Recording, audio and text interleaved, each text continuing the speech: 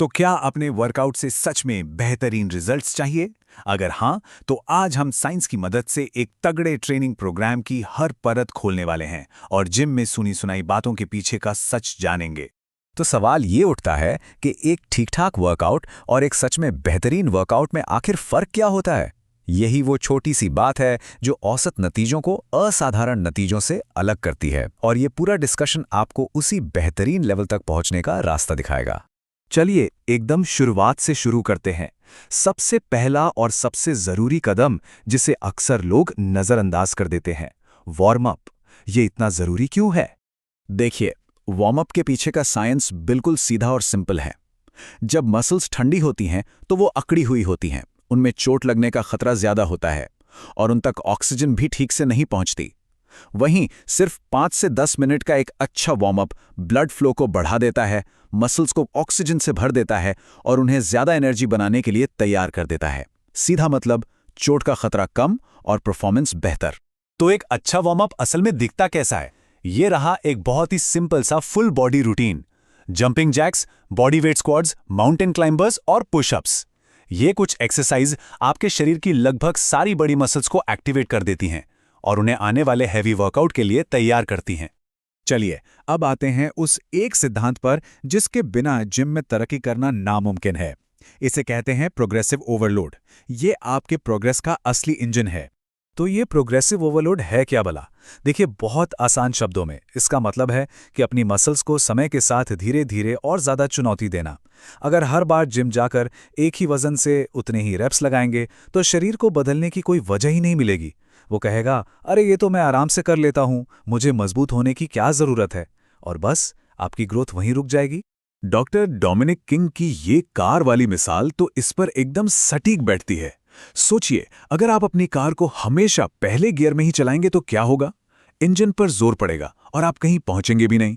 ठीक वैसे ही वर्कआउट में भी तरक्की के लिए गियर बदलना, यानी शरीर को नई नई चुनौतियां देना बेहद जरूरी है। और ये गियर बदलने के 4 मेन तरीके हैं। या तो आप वजन बढ़ा सकते हैं, या फिर उसी वजन से ज्यादा रेप्स निकाल सकते हैं। आप सेट्स के बीच का आराम भी कम कर सकते हैं, या फिर अच्छे फॉर्म के साथ अपनी एक्सरसाइज की रफ्तार बढ़ा सकते हैं। पर याद रहे, एक बार में सिर्फ एक ही गियर बदलना है। अगला बड़ा सवाल जो हर किसी के दिमाग में आता है, हफ्ते में कितनी बार जिम जाना चाहिए? इसका कोई एक जवाब नहीं है। साइंस कहता है कि ये आपके एक्सपीरियंस लेवल पर निर्भर करता है। NSCA यानी national strength and conditioning association की गाइडलाइंस इसे काफ़ी साफ कर देती हैं। अगर कोई अभी शुरू कर रहा है तो हफ्ते में 2 से 3 फुल बॉडी वर्कआउट काफ़ी हैं। जिन्हें कुछ समय हो गया है वो 3 से 4 दिन के स्प्लिट रूटीन जैसे पुश पुल लेग्स से ज़्यादा फायदा उठा सकते हैं। और जो एडवांस्ड एथलीट हैं वो अपनी ग्रोथ को बढ़ाने के लिए हफ्ते में 4 से 6 दिन भी ट्रेन कर सकते हैं। अच्छा जी, अब आते हैं इस पूरे डिस्कशन के सबसे मजेदार और शायद चौंकाने वाले हिस्से पर, जहां हम जिम की दुनिया की एक बहुत पुरानी धारणा को नई साइंस की रोशनी में देखेंगे। ये वाला चार्ट तो सबने देखा ही होगा, है ना? कि ताकत चाहिए तो 1 से 5 रेप्स लगाओ, मसल का साइज बढ़ाना है तो 8 से 12 रेप्स, और स्टैमिना या एंड्योरेंस के लिए 15 से ज्यादा रेप्स। दशकों से, सालों से यही नियम चला आ रहा है। पर क्या ये नियम पत्थर की लकीर है? क्या नई साइंटिफिक रिसर्च भी रही कहती है? चलिए पर्दा उठाते हैं और देखते हैं कि सच्चाई क्या है। जवाब है नहीं।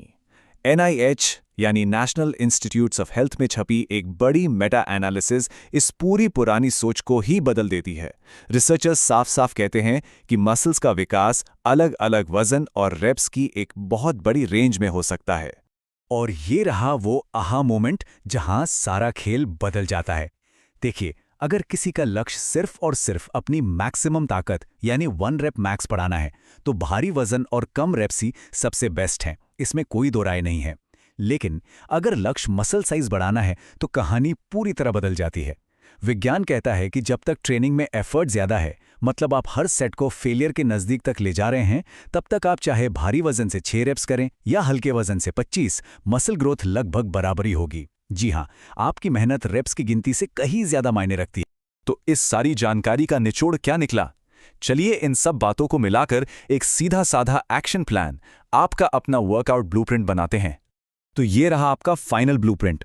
नंबर 1, हमेशा वार्म अप करें। नंबर 2, प्रोग्रेसिव ओवरलोड का इस्तेमाल करें। नंबर 3, अपने एक्सपीरियंस के हिसाब से ट्रेनिंग के दिन चुनें। नंबर 4, ताकत बढ़ानी है तो भारी वजन उठाएं। और सबसे जरूरी नंबर 5, अगर मसल बनानी है तो रेप्स गिनने से ज्यादा अपनी मेहनत और एफर्ट पर ध्यान दें। तो अब जब ये वैज्ञानिक ब्लूप्रिंट आपके हाथ में है और सारे मिथक दूर हो चुके हैं, सवाल यह है कि अपने अगले वर्कआउट को पहले से ज्यादा स्मार्ट और असरदार बनाने के लिए आप इसका इस्तेमाल कैसे करेंगे।